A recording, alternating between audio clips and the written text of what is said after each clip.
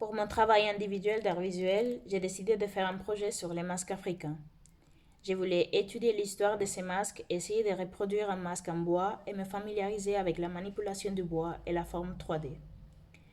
Les masques africains jouent un rôle très important pour les différentes ethnies de tous les continents.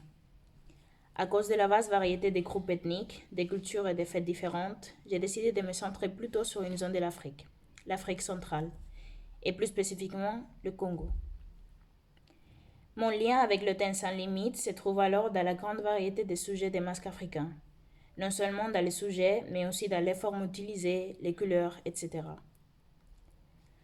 Avant de commencer à manipuler le bois, je devais m'informer sur les types de bois les plus adéquats et les différents outils nécessaires pour les masques.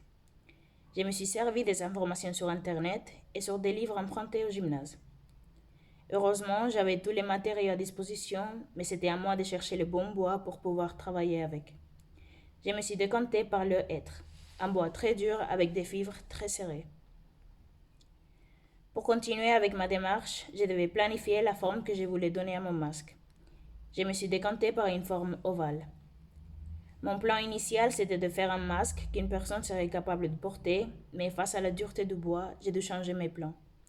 J'ai décidé d'essayer de donner une forme la plus humaine possible en jouant avec les reliefs, par exemple le nez et les lèvres, qu'on trouve dans l'anatomie humaine et exclure l'idée également de creuser derrière la pièce de bois pour finalement donner cette forme de masque à porter.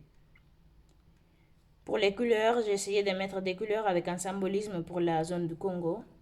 Par exemple, le rouge qui coule des yeux de mon masque peut signifier le sang versé pendant la guerre ou lors de l'accouchement, mais est aussi considéré comme la couleur de la masculinité.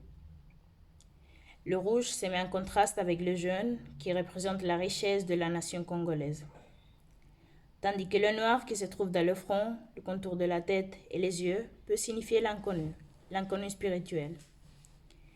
J'ai mis du brun pour représenter la couleur de la peau, et également des décorations avec des points blancs vers la bouche et les yeux pour donner la forme des sourcils et mettre aussi en évidence la forme des yeux. Et en même temps, cette couleur représente la lumière, l'éveil spirituel et la pureté.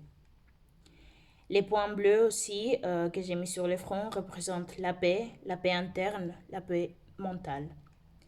Et pour finir, la couleur violette représente la sagesse. Merci beaucoup de votre attention.